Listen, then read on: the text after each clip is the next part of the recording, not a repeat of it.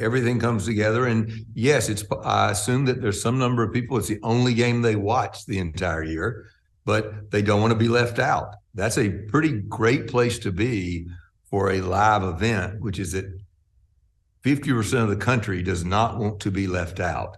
It leads me to a slightly different discussion, which is if half the country is watching your game and they're watching it for free, how many of those people would pay a big sum of money to watch the game? This is former ESPN president John Skipper. Before we get into it, Boomer Esiason also weighed in on the subject. I think there would be a class action lawsuit, most likely, probably challenging the antitrust exemption that the NFL enjoys. Now more from Skipper. You seem to think that there could be a financial future where the NFL looks towards the Super Bowl and says, we could be making a lot more money off of this. Why wouldn't they? I mean, if you just assume that half of the people watched would still figure out a way to watch, if it costs $200, $250 for a household, you're just going to have more of what David said. You can have bigger parties, which is, I don't know how many households, I assume half the households in the United States watched. If it was only a quarter of the households who were willing to pay $250 to have a party at their house, it would still get you into the billions of dollars for a single game.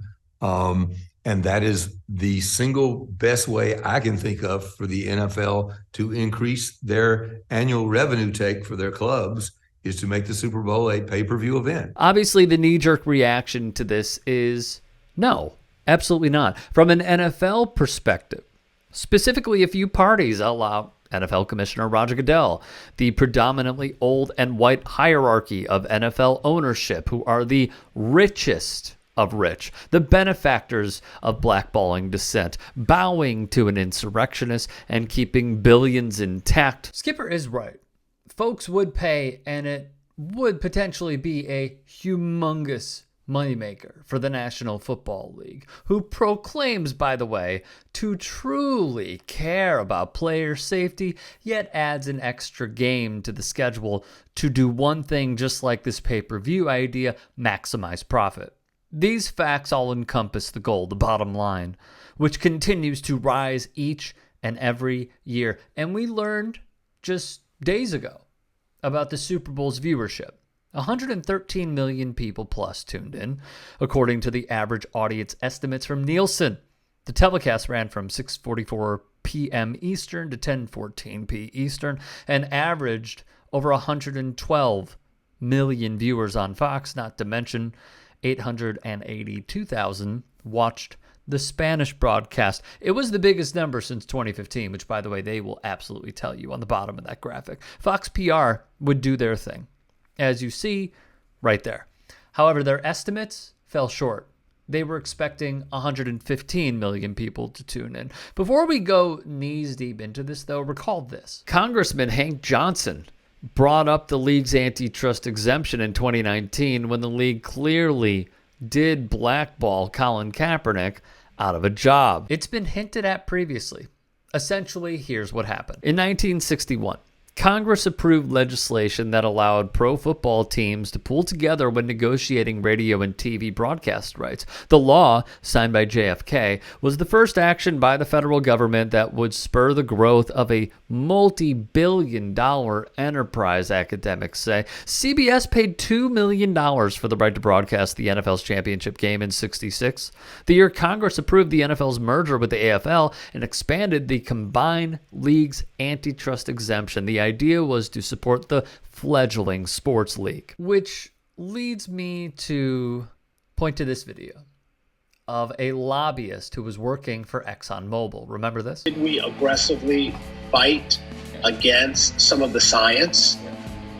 Yes. Carbon tax isn't going to happen, but it gives us a talking point that we can say, well, what is ExxonMobil for? Well, we're for a carbon tax. He would also call Senator Joe Manchin the kingmaker and discuss how he goes about conducting business with politicians and ExxonMobil. Much like Mr. McCoy, lobbyists exist working for the NFL as well.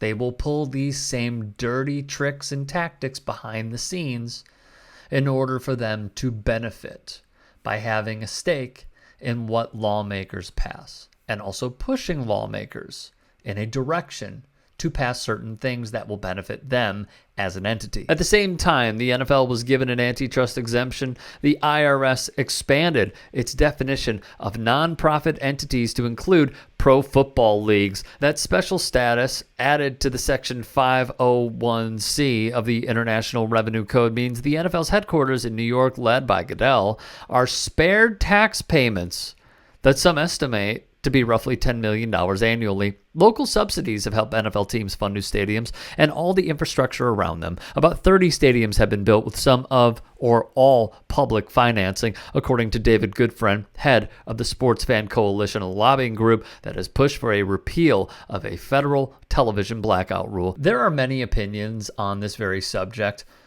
but there have been many opinions on this subject, but one who I trust is a former lawyer who weighed in. The NFL, as underscored by the American Needle decision by the Supreme Court in 2010, consists of 32 distinct businesses, wrote PFT's Mike Florio, former lawyer. The league cannot engage in collective business practices and strategies such as fixing prices or setting non-player compensation. Without the broadcast antitrust exemption, the league couldn't say to the networks, you buy a package of our games and we decide which games you get. Instead, the networks would do business directly with the teams, like NBC does with Notre Dame. There would be a Cowboys package, and at the other end of the spectrum, a package for the least interesting team. If and when the NFL were to decide to take the Super Bowl away from the people, why wouldn't Congress react by stripping the NFL of its broadcast antitrust exemption?